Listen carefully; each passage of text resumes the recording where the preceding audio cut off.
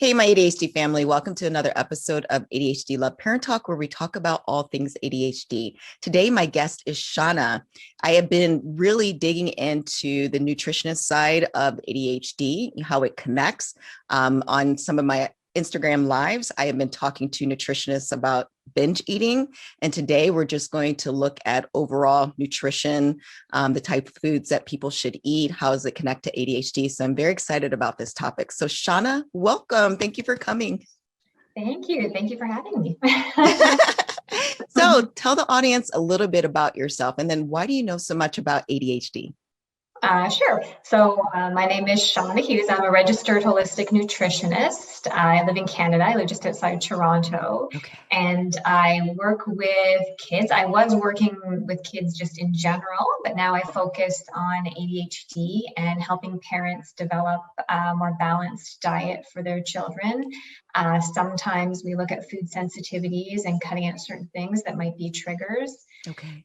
Sometimes we just deal with getting things a bit more balanced, maybe lowering the sugar, increasing some of the nutrients that are lacking, because it's everything affects ADHD, and food's no different. I mean, food affects everything pretty much. It's every single thing that could possibly be affected in health is affected by food. So yeah, so that's what I do. And I focus on ADHD and kids. So I do occasionally work with an adult, but mainly it's with parents of kids with ADHD.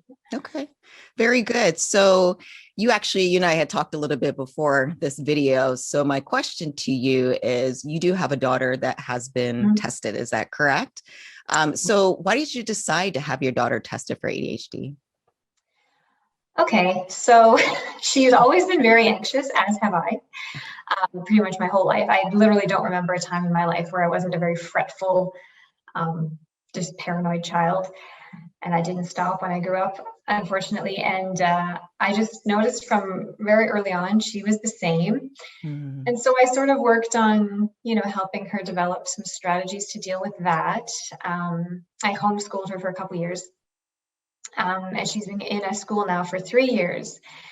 And it was her teachers brought to my attention that she, I knew that she was anxious, and they were like, yeah, she gets really anxious. She's, she kind of shuts down when she gets overwhelmed. And I'm like, yeah, I know.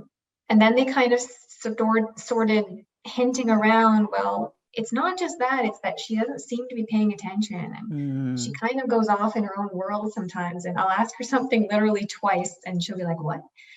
And I'm like, what are you trying to tell me? The teachers, they can't really say what they think, right? They're kind of like, we noticed this. And then there was another teacher that came on the interview, and this was like a phone interview. And they were like, yeah, it's kind of the same. So that's what kind of led me to question it. So she started, regardless of the attention, the anxiety was getting worse. So we started seeing a child psychologist who specialized in school issues. And we didn't really get her tested because here, or so it was explained to me here in Ontario, the testing process is very long and expensive. And since it was a mild case, we weren't seeking medication or anything. They basically said, well, you can go through all these hoops and get her tested and get a diagnosis, or we can just start therapy now, and it's the same. The therapy doesn't change with the official diagnosis, right? So they said, if you want medication, that's further down the road, but for now, this is what we would do anyhow. So she started working with this psychologist, kind of addressing both issues, and then around the same time, I kind of realized that all of these things that was happening to her happened to me as well. So then I started giving treatment for the ADD. It's the inattentive type, so ADD. So yeah, it was kind of funny. I had already kind of conquered my anxiety, so to speak, and then I was like, oh no, this is why things still aren't going. Right. I can relate. Happening. It was funny. Someone posted last week. I wish I remember who it was. It was like, when you figure out you have ADD as an adult, it's like watching a complicated movie plot, and then that little scene at the end where everything clicks. You look back and you're like, oh man. That's why.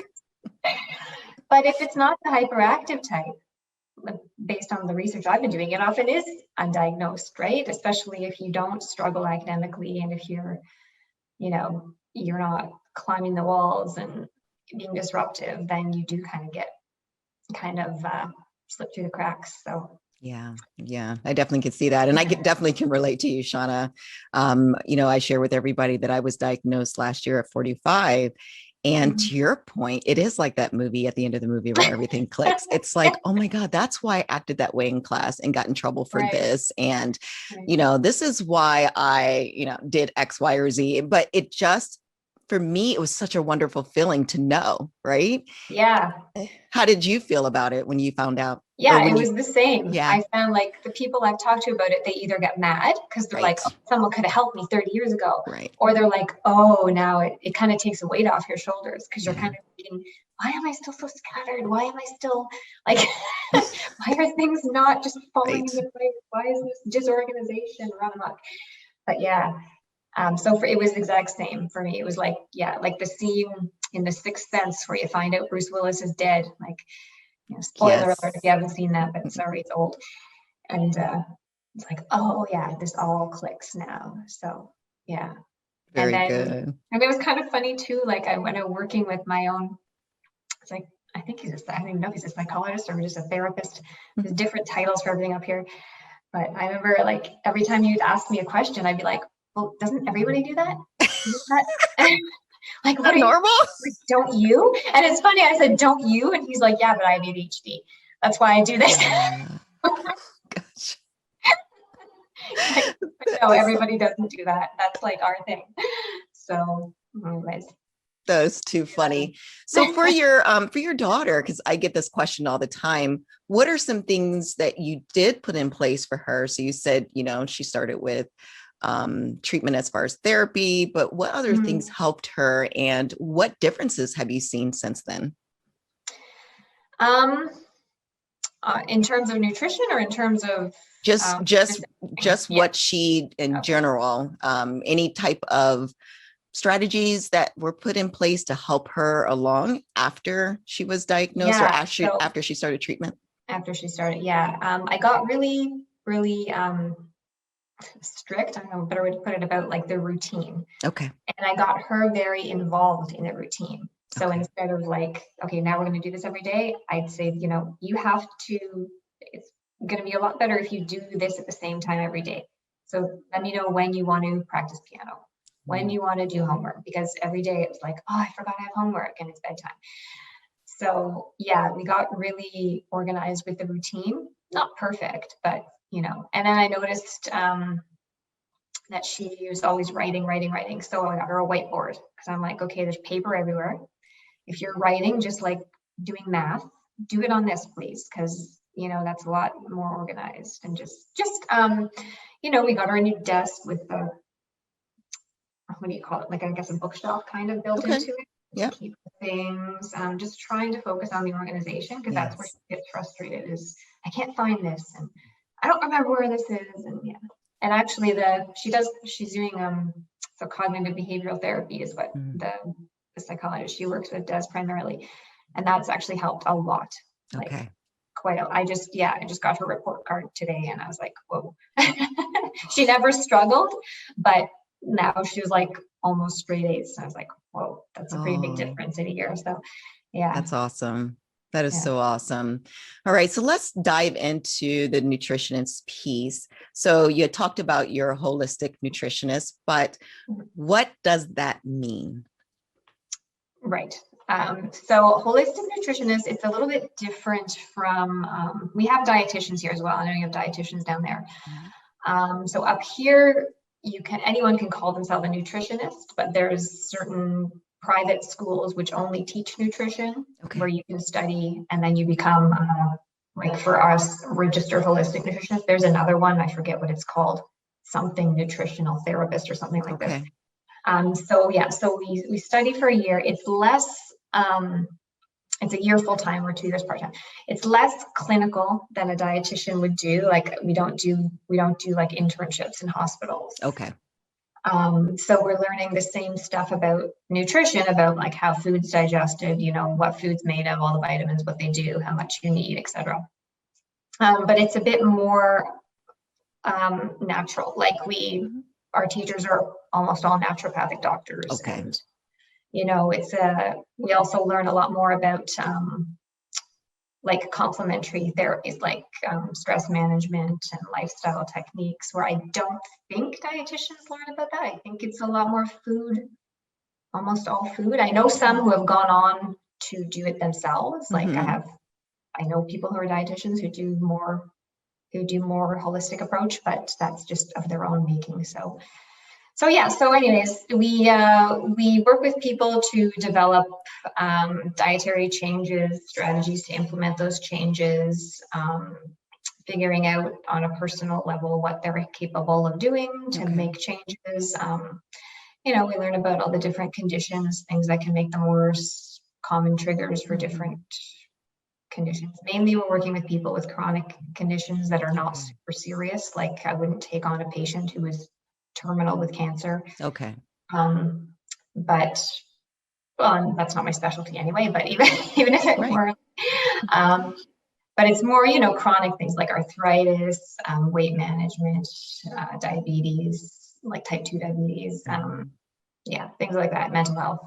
So yeah, so it's a bit of a different approach. I find we actually do kind of the same thing as dietitians in private practice. I see. And I have a friend who is a dietitian, not currently practicing, but she basically said, like, yeah, what It's you're very doing similar. is what I do. So gotcha. Yeah, but we do go to school. I just want to like clarify that because people say nutritionist is nothing, but I'm like, no, I actually did go to school and it's hard.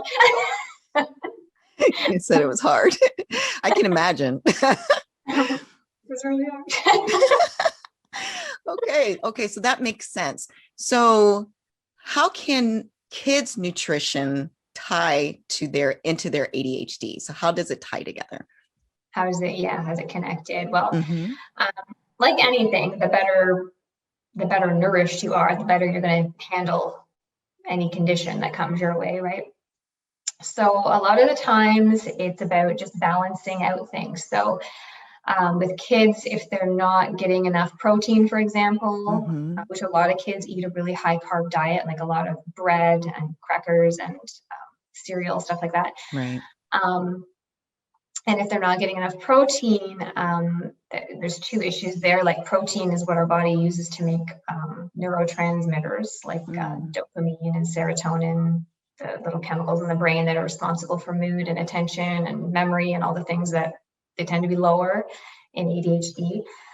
So you want to make sure they're getting enough protein. Also, if you don't get enough protein, you can have a lot of blood sugar spikes. So, you know, like you eat a pasta dinner, your blood sugar spikes, you feel awesome for like an hour, and then the inevitable, the lull comes. And if you're already struggling with mood stability and energy instability, those can be, those ups and downs can be tough. So trying to have everything kind of balanced and even is a better idea. And then the obvious, I didn't even mention the most obvious one because most people know about it already, is the coloring, right? The avoiding of artificial coloring. I think even doctors say this now to kids, or parents anyway of kids, right? To not use things with artificial coloring if possible because of the link to the behavioral issues. So there's that. I find they don't really need me for that because there's so many alternatives now, which is great. I know when I was a kid, there was only freezies, but now there's like all these fruit organic things with natural colorings that we can get. The other thing is sometimes there are specific food triggers. So there's been studies done with elimination diets where it goes like really strict, like Feingold diet, I'm sure you've heard of, which is like, I don't even know. I think it's just like rice, vegetables, pears, and turkey or something like like a really strict diet. And got a little controversial because they haven't been able to they haven't been able to reproduce the results that Dr. Feingold said that he got back in the day. Some people still swear by it. Like I know a naturopath who, like everyone with ADHD, I recommend Feingold. I like to look more for specific triggers. So I see a lot of people improve with cutting out gluten and cutting out dairy and sometimes soy. But the two big ones are gluten and dairy. And I think, and a lot of natural health practitioners I know think that it might have more to do even with digestion than with it being like a specific trigger, like something in gluten is, sending my brain into a different mood. Like those are both things that are notoriously hard to digest. Like if you have digestive issues right away, we say, try cutting out gluten and or dairy or cutting back. And we know now that when something is hard on digestion, it can adversely affect mental health. There's a book, I don't know if you've heard of The Mind-Gut Connection. I haven't heard of that. I think you pronounce his name Emeran Meyer. It's fairly new, maybe a year or two old. But yeah, he explains, like it's a very heavy, like sciencey book, but it explains really well how we don't just stress doesn't just give us a stomach ache, but digestive problems can actually the communication can go up as well. So if your digestion's off, that can really adversely affect it. And it's interesting now that I know that, every single person I know with some sort of mental health issue has some sort of digestive issue. I don't see it all the time in kids, but adults for sure. If it's someone who's been depressed a lot, someone who's been anxious a lot, and myself, I had horrible digestive issues all through my early adulthood, I would say, from 18 to 30 until I started looking and studying nutrition and fixed myself. But nobody else could do it. That's too funny. It's really interesting, Shawna, to hear you because my digestion has always been off and horrible. And I've been to the doctors constantly for that specific issue. And to your point, there's certain things, depending on where it was in my life and what was going on at that moment, would determine what the doctor would recommend for me. And what was interesting, I got a book, I forgot what it's called. I want to say Paracombe prescription or something like that, but it's just about eating natural, more healthy type foods, bottom line. And I did see a huge difference. It wasn't just how I felt. It was just, it felt like the cloudiness was not there. Right. And so, obviously I did not really connect the two, the mind gut type thing, but I do remember how I felt overall. And so I think what you say is very interesting. Yeah. Oftentimes, so I'll get the parents to, keep a food journal and a symptom journal and say okay, well, what did they eat this day? And on a really bad day, we try and look, what did they eat this day? And if they can't find a connection, I'll say, well, try tracking their digestion and say maybe this week, little Joey was super constipated and little Joey had a whole ton of cheese or something. Right. Then I say, okay, well, that might be causing digestive issues. So that also might be interfering with the mental health. So if you can't find something that's triggering the mood or the attention in particular, look towards the digestion and it's probably affecting it as well. And then you can try different tinkering things with that. It's like a mad scientist in a lab. Yeah, that is really interesting. So how does a parent, I want to say convince or encourage their child to actually choose healthy items? So I have two sides, right? I have my son who actually chooses the fruits and he loves fruits, not so much the vegetables, but he still loves his candy, but he doesn't eat the whole thing, right? He literally would get a candy bar and maybe eat a quarter of it and would be done. And then there's my daughter who would eat just pizza every day if she could, right? So how do you, right? Oh yeah, absolutely. So how do you talk to them or how do you encourage children to start that process? Because one thing I don't want to do is hound it on them where when they leave my household, they just say, I am absolutely not doing that. I just want to encourage them. How do you help parents do that? Yeah, that's a good question, actually, and hilarious because my two kids are exactly the same. Thank God the one with the attention issues is the one who eats healthier, as my little one will just literally eat till she's stomach out like Santa. Yeah, so it's really, it comes down to, yeah, don't be the hovering crazy person, crazy vegetable person. It really comes down to exposure. Okay. So I would never say to somebody, usually you're eating pizza for dinner. Okay, well, tomorrow give your kid a kale salad, and if they don't eat it, they're hungry. Like, that's not a good way to do things. So exposing them to more foods and slowly doing it, and I'll explain these each. And always pairing it with something they like. Okay. So, for example, if they eat pizza every day or every whatever day of the week you're eating pizza, maybe you can pair it with something on the side like carrot sticks or celery sticks and dip or something like this, like try and make the meal a bit more balanced, but make sure there's something there that they'll eat so that they're not starving and then, getting really mad with you and never wanting to eat vegetables again. But yeah, then just the repeated exposure, that's really the number one thing. And did I write a blog? I think I have a blog on my website about this too. That familiarity, and people kind of think, well, if someone says no to a food, then they don't like it. But it does take quite a few times sometimes for a kid. I've literally tried like 20 times with my kids with certain foods, and then suddenly they like it. Or at least they think it's okay, right? They like it enough that they'll have a bit with dinner. So it's just about keeping them exposed to new foods, to healthier foods. And if they say, no, I don't like it, then say, okay, fine, then just leave it, or just, sniff it or something. Just have them being more exposed to it. And it's the same with adults. People kind of think kids are picky. Like, I like to use the analogy, like, when sushi first became a big thing here in like the 80s and 90s, right? Everyone was horrified. They were like, oh my God, there's people that eat raw fish and this is so disgusting. We're all going to die of it. Meanwhile, people in Japan have lived like 150 years. Right, exactly. And us, tiny crowded island. And yeah, it's the same thing. And then what happened? Sushi popped up everywhere, and now everybody, if you don't eat sushi, you're kind of like, country folk. You're like not normal.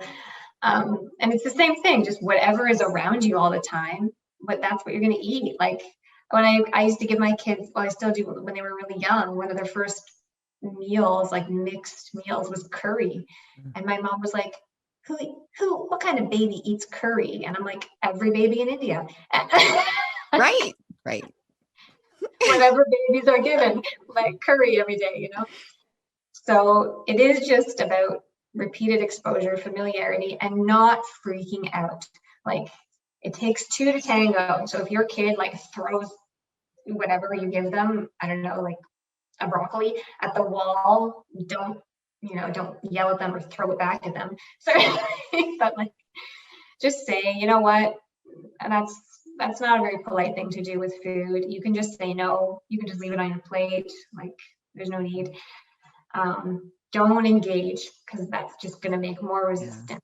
It's just kind of like, it's there, right? The healthy food isn't the gross food. It isn't the like punishment food. It's just there. It's just part of the day-to-day. Right. Like, you can't do it all at once. It's just, it doesn't work. Sometimes I encounter somebody who wants to do a full like overhaul, and I'm like, good luck with that. Good luck. It doesn't work. Actually, when I was having severe digestive issues, I went to see this I went to see a naturopath and a nutritionist. And this was years ago, and this actually like convinced me to become a nutritionist.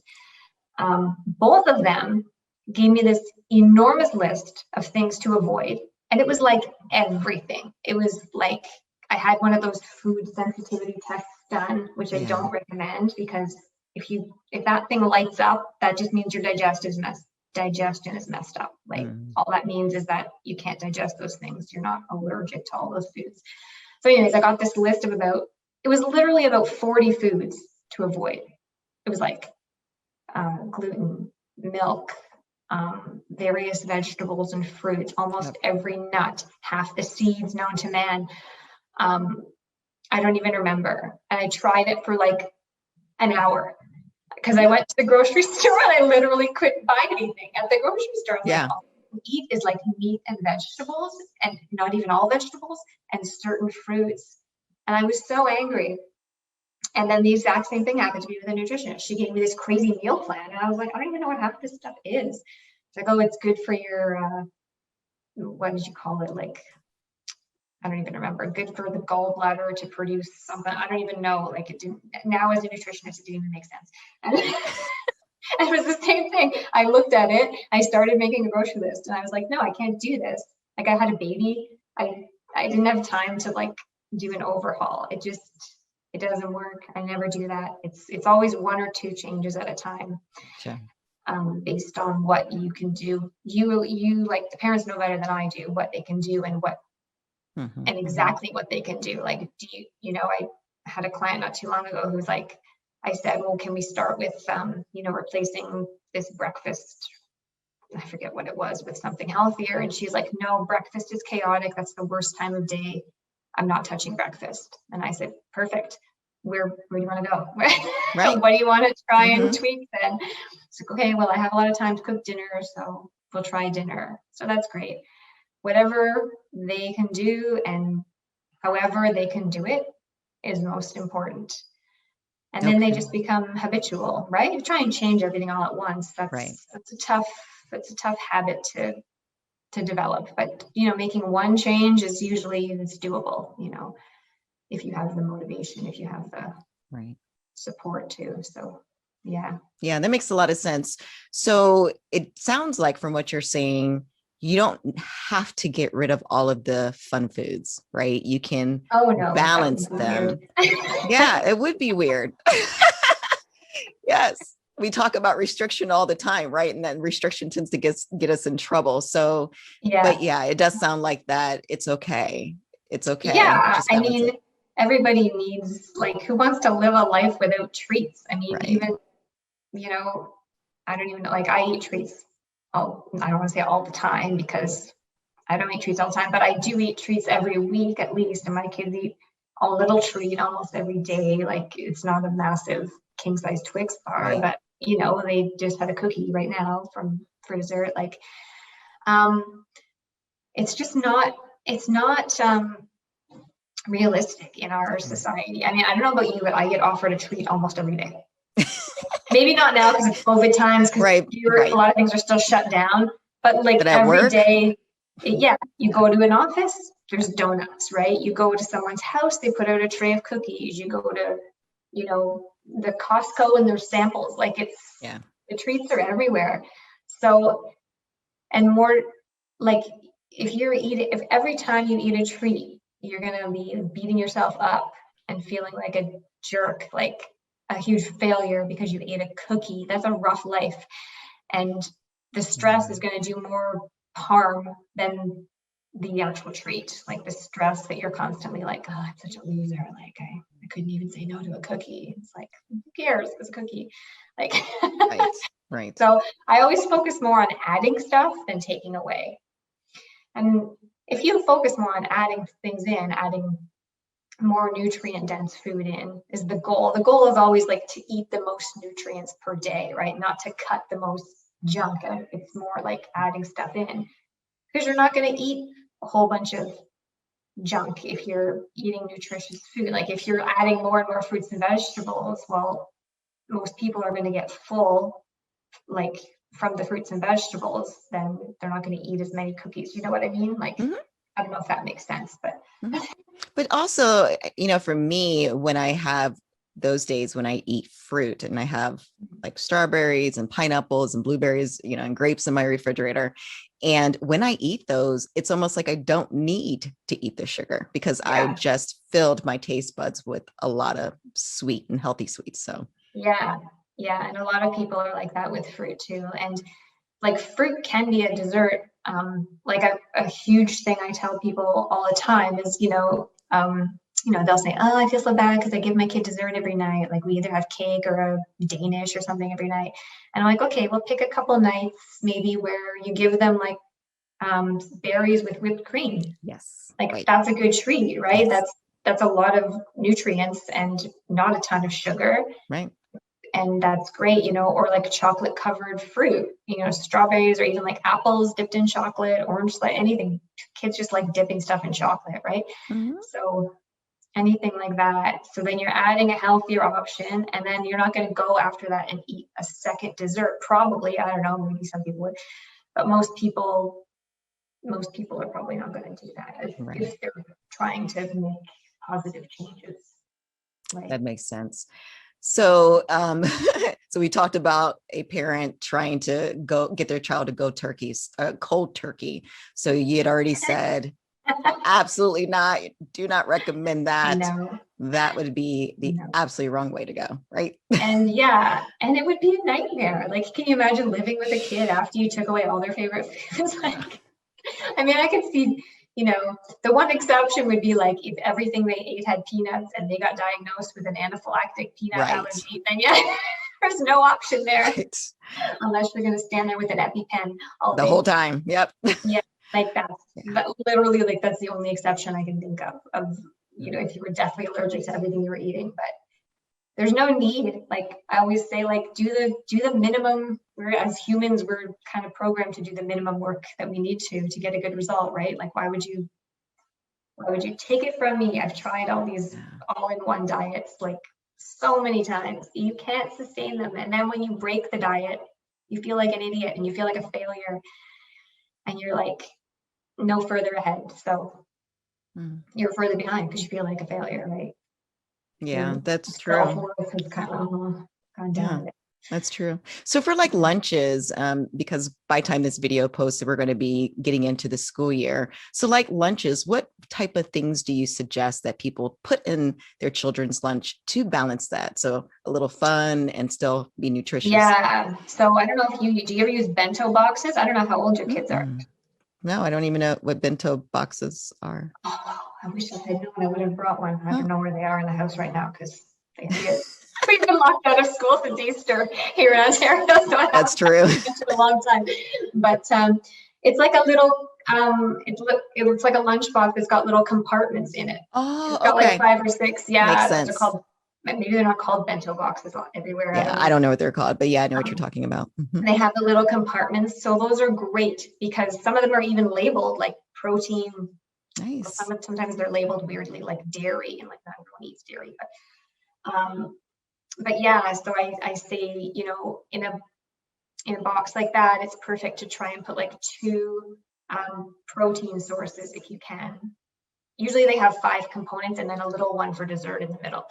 So, try and pick 2 proteins. So that could be like, cheese if you eat cheese, or yogurt, or seed. I know most schools up here don't allow you to bring nuts, but it's very annoying because I love nuts and I love giving my kids nuts. Or like a sandwich with meat of some sort on it, or some kind of seed or nut butter, chickpeas, beans. Some kids will just eat. One of my kids will just eat like beans in a container, like black beans or chickpeas or something, hummus, and then you can add some pita or some like veggies on the side for dipping. And then the other 3 parts, you can, focus more on the carbs, so fruits, veggies, crackers, flatbreads, whatever. Or they could, if they bring hot stuff, I know some kids do like, I don't meet very many of them, but I know some kids do like a hot meal. Just try and make sure it's not overly carby, like just pasta, for example. Like give them pasta, that's fine, but throw something in there. Make sure it's got like a meat sauce, or beans or chickpeas or lentils or whatever protein they like.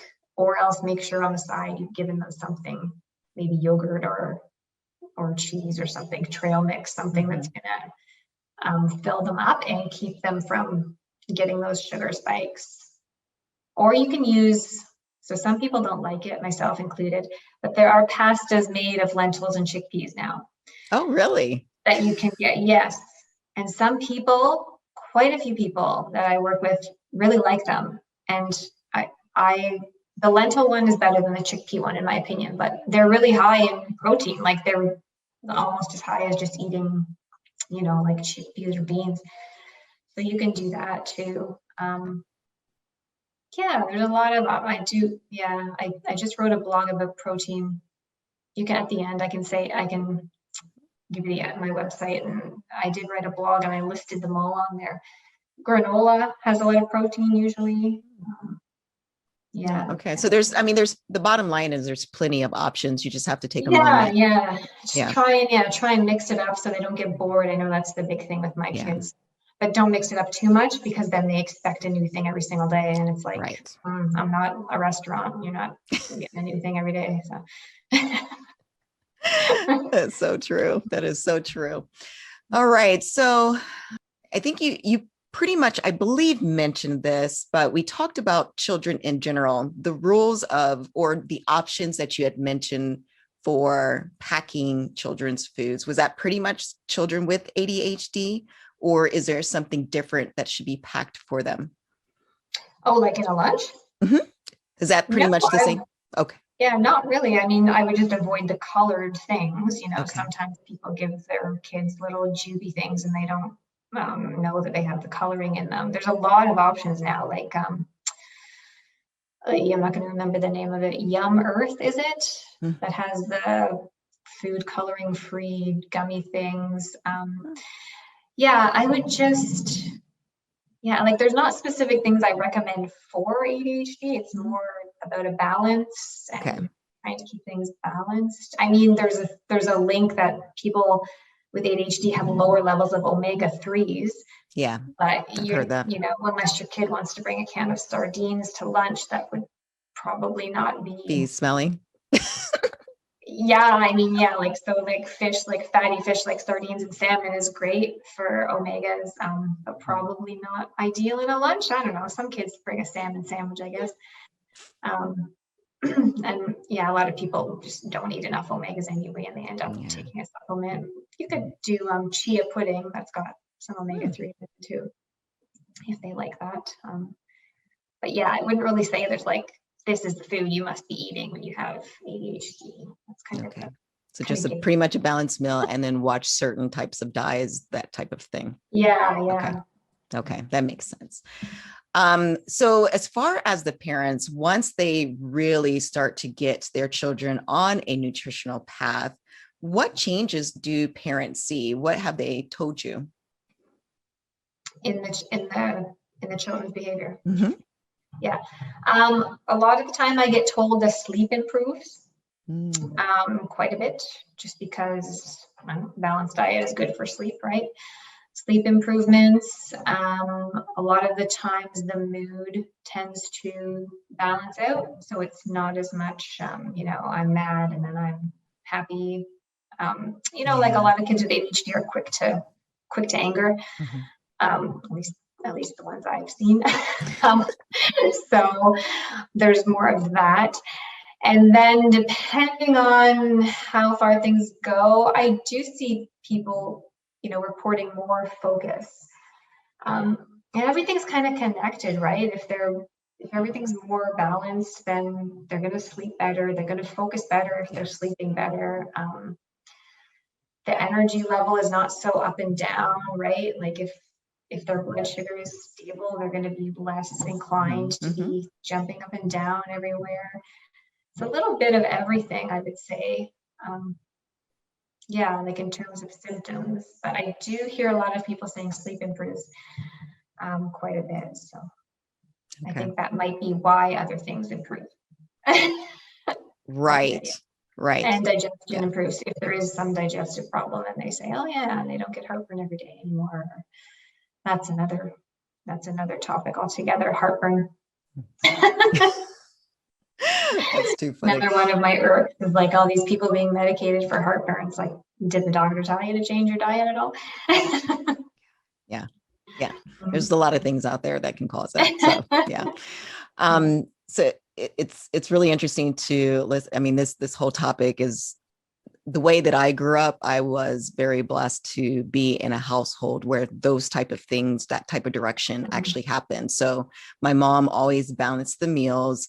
If we had some fun foods, like you said, we may had broccoli or carrots to go with it.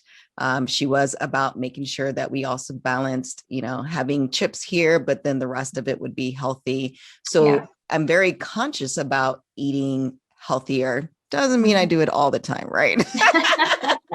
There are weeks where I'm like, okay, I'm going to go eat out. And I know this is horrible, but overall, I was very blessed for that. So I can understand the struggle though, as I got older and got busier and, lost a lot of hours in the day and having to quickly fix something for my children. Sometimes I forget not to eat, but to forget to eat healthy for myself. Yeah. So I can understand the struggle that people can go through trying to make sure they have that nutritionist meal. So are there any types of, I don't know if you know any websites, or is there any information out there that can help them maybe find quick ways to prepare meals? I know I didn't prepare you for this question, but I was just thinking about that. Like that sometimes there is like, really short recipes that you can prepare pretty quickly to make sure you're still on a healthy path. I don't know of any websites in particular for quick meals. Like quick, there's often now at grocery stores, there are pretty good options in like most grocery stores here anyhow have like a prepared area. Yes, so you can get like true. a whole chicken, right? Like a roast chicken. That's a pretty healthy option. Yes. And then you just grab frozen vegetables. Usually there's some kind of rice or something available in that prepared area as well. And luckily, there are people like, companies keep on coming up with things that are kind of healthier, right? I don't eat it. Personally, I love cooking. So it's always hard for me to like research the frozen things because I'm like, I don't know. I don't want to do this. I want to cook it myself. But yeah, there are, I would say like that section, and you can find like sushi there. Speaking of sushi, you can find that there usually. Something simple like a tuna sandwich, right? Like people are kind of like, oh, who has sandwiches for dinner? Lots of people have sandwiches for dinner, right? It's perfectly fine dinner. Right. Those salads now, they have those salads in a bag. Those are actually good now, right? Like when I was a kid, a salad in a bag was pretty gross, but now they actually have like really good salad in bags. Right. Just doing stuff like that. I mean, there's nothing wrong with that, and there's nothing wrong with eating, not so great food once in a while. Yeah. And to your point, so like for me, if I don't want to cook, there's still a lot of raw vegetables that they like. So like the carrots and like cucumbers, there's things that so I'll have some vegetables. Oh, and a salad. They do enjoy salad. So I'll put a salad together and then put some fruit, on the side there, and then plop either, like I said, it could be nutritious or it could be not nutritious, the protein. But to your point, there's just so many things you can do.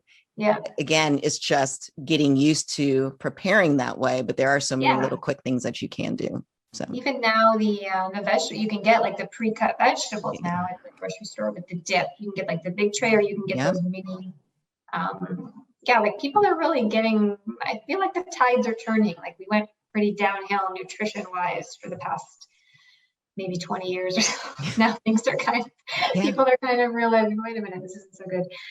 So a lot of new companies are coming out with healthier choices, and like cereal. Oh my gosh, like there's so many good cereals out there now. Even just switching cereal brands can make a huge difference to a kid, because if their cereal is really high sugar, low vitamins in the morning, and they switch to a really great one, then that could keep their mood stable for quite a long time. So there's always things. It's just step by step,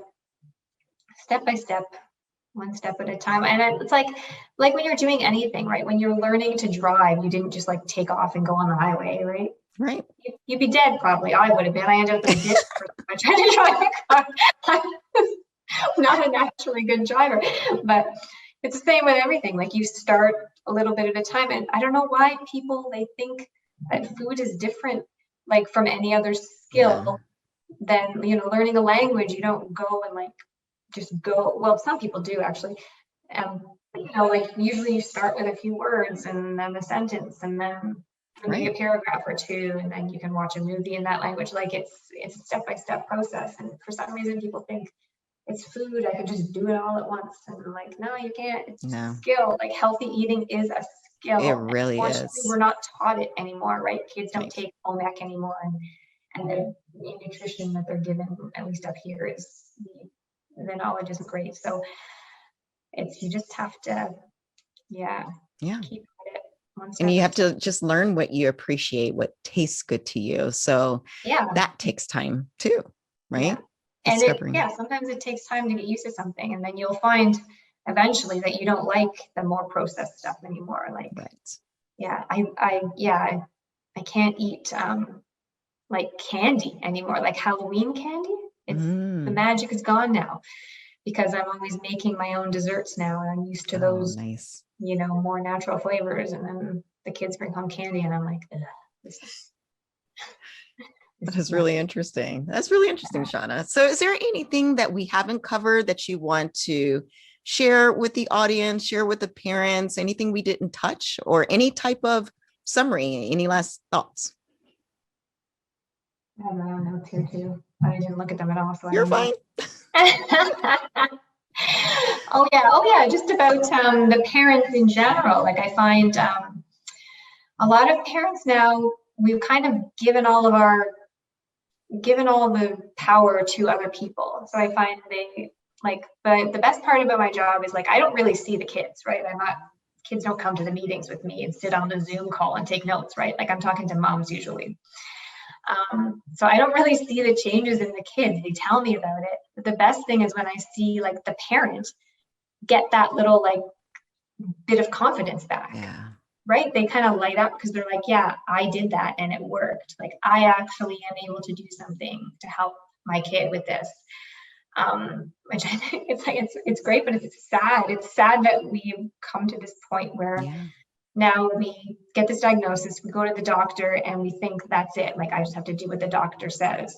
But the doctor only knows how to prescribe medicine and might refer you to someone else. Maybe, I don't know, like up here it's hit and miss with doctor. I have an awesome doctor. If you're watching, Dr. Pound, I love you.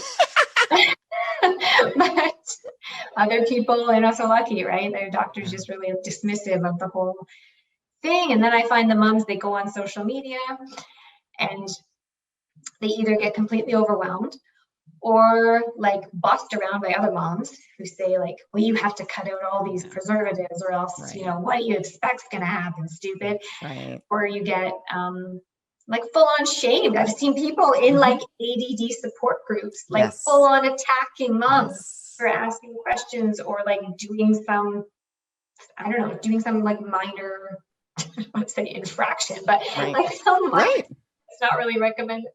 And I'm like, come on, like we're all doing our best. So I just try and, let people know that, when you're a parent, you always are able to do something to help your kid. Maybe it's not, a huge, gigantic thing that's going to turn everything around. You're not going to cure them with, broccoli, but there's always something you can do. And don't let people boss you around and tell you, do the research or work with a natural health person like me or some naturopath or something. Like there's people out there to help you and guide you. And it's more like they do it, right? Like with a doctor, they give you medicine. That's not really you doing it. But with, like with my clients, the parents are doing the work.